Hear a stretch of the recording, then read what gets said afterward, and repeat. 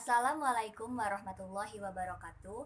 Nama saya Nila Syalsabila dari PBI 1 dengan NIM 2010-20508. Kali ini saya akan membawakan presentasi hasil dari kesimpulan materi 1 sampai materi 6 untuk memenuhi tugas dari dosen pengampu saya, yaitu Miss Sri Hartati MPD.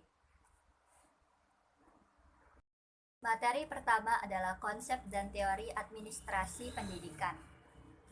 Administrasi adalah keseluruhan proses atau segenap rangkaian kegiatan yang kooperatif demi mencapai apa? Mencapai tujuan bersama yang telah ditetapkan. Lalu, berdasarkan pengertian tersebut dapat kita tarik bahwa administrasi ini juga memiliki fungsi. Apa saja fungsinya?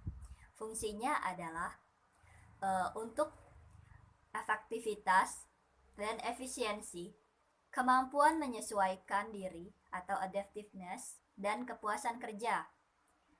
Administrasi ini fungsinya bertujuan untuk mendukung tercapainya tujuan pendidikan. Jika keempat tujuan tersebut tercapai, maka sekolah pun telah dinilai telah berhasil mengatur penyelenggaraan kegiatan sekolah dan semua staf di dalamnya bekerja lebih efektif. Karena itulah, administrasi pendidikan dinilai sangat penting dalam menjaga keberlangsungan dan keefektifan kegiatan penyelenggaraan yang ada di sekolah. Lalu, ada juga ruang lingkup dari administrasi pendidikan. Ruang lingkupnya yaitu administrasi tata laksana sekolah, personel guru dan pegawai sekolah, peserta didik, supervisi pengajaran, pelaksanaan dan pembinaan kurikulum, pendirian dan perencanaan bangunan sekolah. Nah, dengan pembagian-pembagian tersebut, maka administrasi pendidikan akan mulai berproses untuk memaksimalkan dengan baik seluruh kegiatan sekolah yang akan diselenggarakan. Proses yang dilalui administrasi adalah planning atau perencanaan, organizing atau pengorganisasian, fungsi penggerakan atau action, serta controlling atau pengawasan. Semua itu dilakukan bukan tanpa dasar. Dasar-dasar dari seorang administrator yakni adalah efisiensi dengan menggunakan semua sumber tenaga, dana, dan fasilitas yang ada.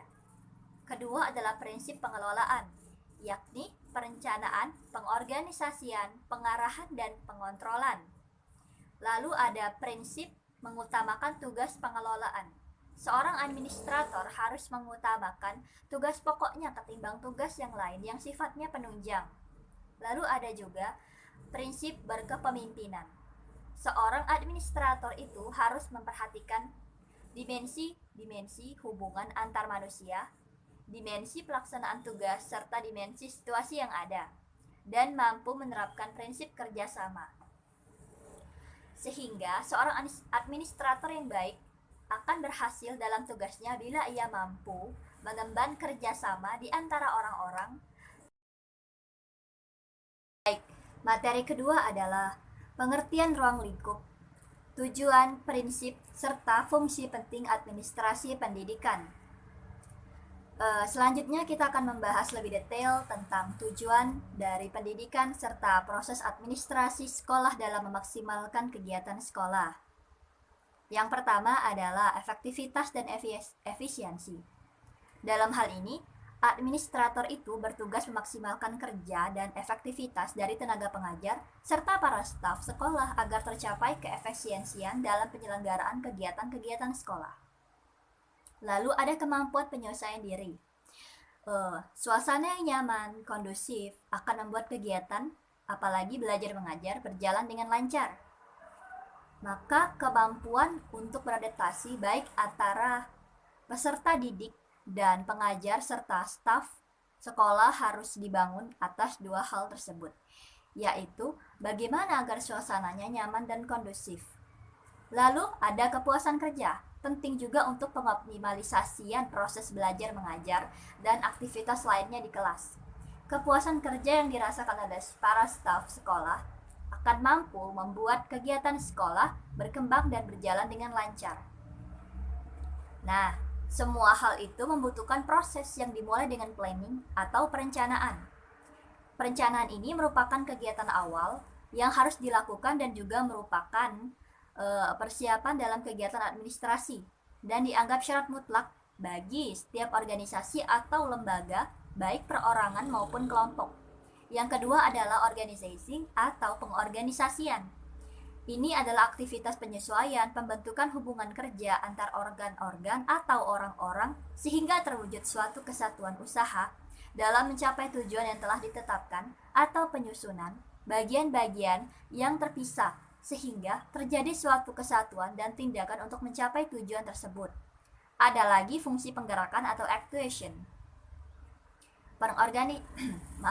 Actuation artinya menggerakkan orang-orang dalam organisasi agar mau bekerja sama dengan penuh kesadaran serta bersama-sama mencapai tujuan yang diinginkan. Nah, terakhir adalah controlling atau pengawasan. Pengawasan ini adalah kegiatan-kegiatan dan tindakan-tindakan untuk mengamankan rencana atau keputusan yang telah dibuat yang sedang dilaksanakan. Administrasi tata laksana sekolah. Tata laksana atau nama lainnya adalah tata usaha. Ini adalah segenap proses kegiatan pengelolaan surat menyurat, bahan keterangan yang akan diperlukan oleh suatu organisasi atau lembaga. Nah, kegiatan ini memiliki inti yang berjumlah 6, yaitu pertama menghimpun, yaitu kegiatan mencari-cari data, mengusahakan tersedianya segala keterangan yang tadinya belum ada, sehingga siap untuk dipergunakan bila mana itu diperlukan. Yang kedua adalah mencatat, kegiatan yang membutuhkan berbagai macam peralatan tulis dan keterangan untuk mewujudkan tulisan yang dapat dibaca, dikirim, dan disimpan. Dalam perkembangan teknologi modern, maka dapat termasuk juga alat-alat perekam seperti kamera dan sebagainya. Lalu ada kegiatan mengolah. Bermacam kegiatan yang dikerjakan dengan keterangan-keterangan dan maksud menyajikan dalam bentuk yang lebih berguna. Lalu ada menggandakan. Apa itu? Kegiatan memperbanyak dengan berbagai macam cara dan alat. Ada juga mengirim. Kegiatan dengan mengirim cara atau alat dari satu pihak kepada pihak lain. Dan terakhir adalah menyimpan, yaitu menaruh sesuatu dari berbagai cara dan alat di tempat tertentu yang aman. Tata usaha ini adalah salah satu unsur dari administratif. Selanjutnya, kantor di mana tata usaha dilaksanakan. Maksud saya, di tempat di mana tata usaha dilaksanakan kini tidak lagi dipandang sebagai tempat kerja tambahan saja, namun dalam suatu badan usaha telah menjadi bagian yang tidak terpisahkan dari setiap organisasi yang ingin mencapai suatu tujuan. Selain itu, administrasi tata laksana sekolah juga meliputi organisasi dan struktur pegawai tata usaha jika itu ruang lingkupnya di dalam sekolah, termasuk otorisasi dan anggaran belanja keuangan sekolah, masalah kepegawaian dan kesejahteraan personil sekolah, serta masalah perlengkapan dan perbekalan serta keuangan dan pembukuannya. Adalah pelaksanaan pedoman administrasi dan supervisi pendidikan. Apa itu supervisi? Supervisi adalah pengawasan profesional dalam bidang akademik dijalankan berdasarkan kaidah-kaidah keilmuan tentang bidang kerjanya, memahami tentang pembelajaran lebih mendalam dari sekedar pengawas biasa. Istilah pengawasan atau supervisi ini dalam kelembagaan pendidikan diidentikan dengan supervisi pengawasan profesional. Hal ini tentu dihadapkan pada berbagai peristiwa dan kegiatan. Contohnya, jika pengawasan dilakukan oleh kepala sekolah, maka pengawasan dilakukan untuk melihat kinerja guru dan melaksanakan pembelajaran terhadap siswa. Namun, jika supervisi dilaksanakan oleh pengawas bidang pendidikan, maka kepala sekolah dalam konteks kelembagaan jelas menjadi tujuan utama dan dalam meningkatkan mutu pendidikan secara menyeluruh. Seorang supervisor harus bisa memilih teknik yang paling baik dan tepat, sehingga mampu mencapai tujuan secara efektif dan efisien. Di antara teknik tersebut yaitu teknik individual, seperti kunjungan ke kelas, observasi kelas, rapat, diskusi antar guru, seminar, serta demonstrasi mengajar kepada para staf pendidik. Selanjutnya, supervisi juga memiliki fungsi utama, yaitu fungsi inspeksi, pelatihan, bimbingan, penelitian, dan penilaian. Semua fungsi itu menjadikan supervisor mampu memiliki pengamatan serta daya observasi dengan kepekaan tinggi, sehingga dapat menyelesaikan masalah dan mengefektivitaskan sumber daya manusia di lingkungan sekolah. Langkah supervisi pendidikan juga lebih difokuskan pada bagaimana seorang kepala sekolah mampu mengkondisikan guru yang disupervisi menjadi kooperatif dengan supervisor. Karena kurang optimalnya guru dalam mengajar perlu didiskusikan antar guru dan kepala sekolah supaya masukan dan diskusi dari guru berguna untuk pembenahan kinerja para guru ke depannya.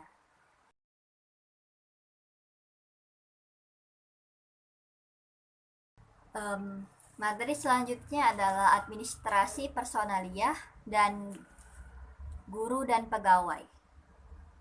Administrasi kepegawaian adalah kegiatan yang menguraikan yang berkaitan dengan pengaturan kepegawaian, tugas dan tanggung jawab pengelola satuan pendidikan, dan peningkatan tata usaha kepegawaian di sekolah. Juga menguraikan tentang perencanaan, pengadaan, dan pengangkatan, penilaian pelaksanaan pekerjaan, hak dan kewajiban pegawai negeri sipil, pemindahan, pengangkatan, dan pemberhentian, pensiun, serta lain sebagainya. Personil sekolah ini terdiri dari kepala sekolah, pegawai tata usaha, guru kelas, serta guru bidang studi. Setiap personil harus dibina dan diberi tugas sesuai dengan jabatan serta fungsinya dan didayagunakan agar lebih efektif dan efisien untuk menunjang tercapainya tujuan pendidikan.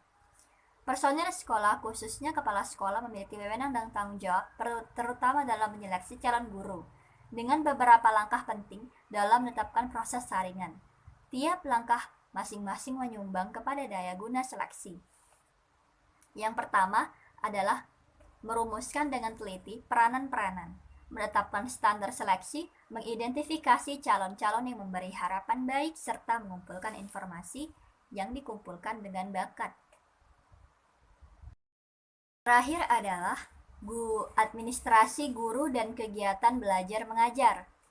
Administrasi pendidikan memiliki cakupan makna yang luas dalam menguraikan ilmunya.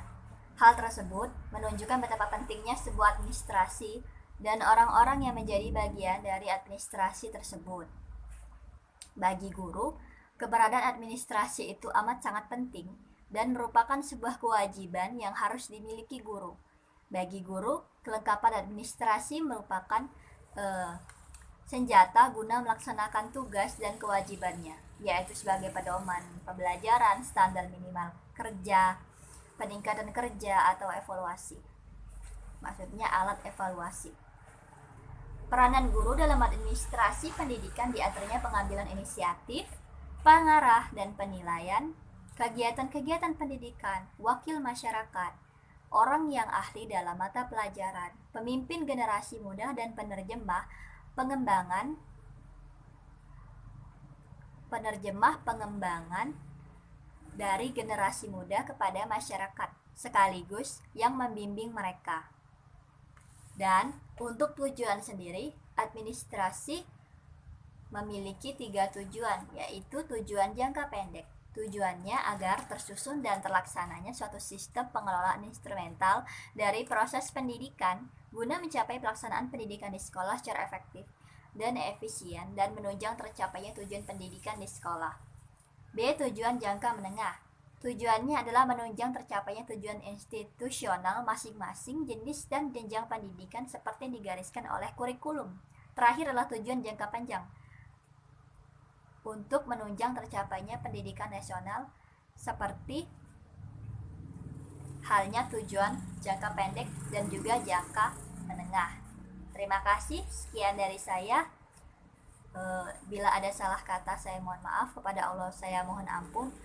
Wassalamualaikum warahmatullahi wabarakatuh. Terima kasih telah mendengarkan.